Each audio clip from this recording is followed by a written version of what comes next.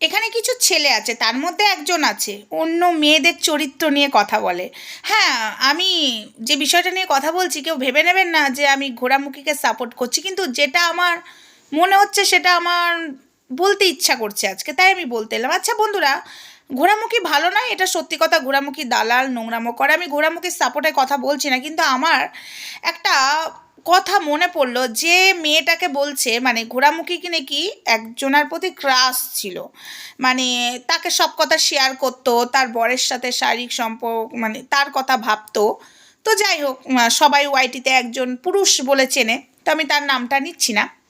আচ্ছা, আমার প্রশ্ন হলো, ঘোড়ামুখী যখন তাকে এসব প্রস্তাবগুলো দিত বা প্রস্তাবের আগেও সে নাকি বুঝতে পারতো যে পুরুষটার নামে আমি বলছি, ঘোড়ামুখীর সাথে যে লেগে থাকে সেই পুরুষটা নাকি বুঝতে পারতো তার প্রতি ক্রাশ, তাহলে সেই পুরুষটা, হ্যাঁ তাহলে সেই পুরুষটা কি করে তার সাথে কথা বলতো?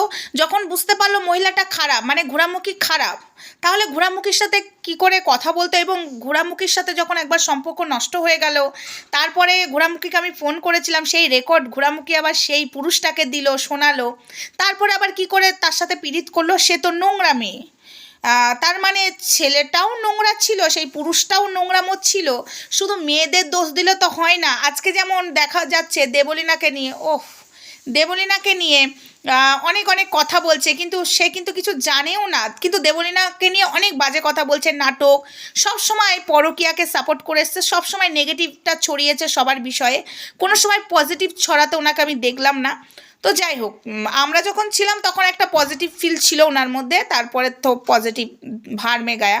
তো কথাটা হলো এই যে ঘোড়ামুখী নোংরা, ঘোড়ামুখী পরকীয়া করা মেয়ে, ঘোড়ামুখী ভাগ্নের সাথে ছিল, মামি ময়ে ময়ে অনেক কথা বলেছে, এবং ওনার ওনার সাথেও ছিল, এবং এই কথাটাও বলেছে অন্তর্বাসের সাইজ ঘোড়ামুখীর বর জানতো না, কিন্তু উনি জানতো।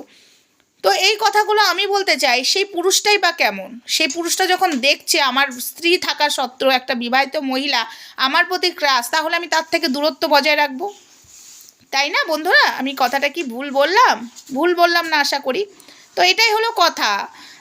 যা এই যে দেবলীনার পেছনে এখন পড়ে গেছে, দেবলীনারকে নিয়ে এখন অনেক কিছু উনি করবেন, উনি সব কিছু ওনার নাটক মনে হয়। সিরিয়াসলি কোনটা মনে হয়?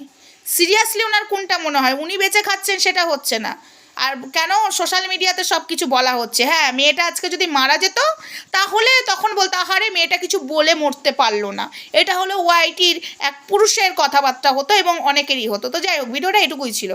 পরে আবারও আসবো, আমি এই বিষয়টা নিয়ে আরও অনেক কিছু বলবো।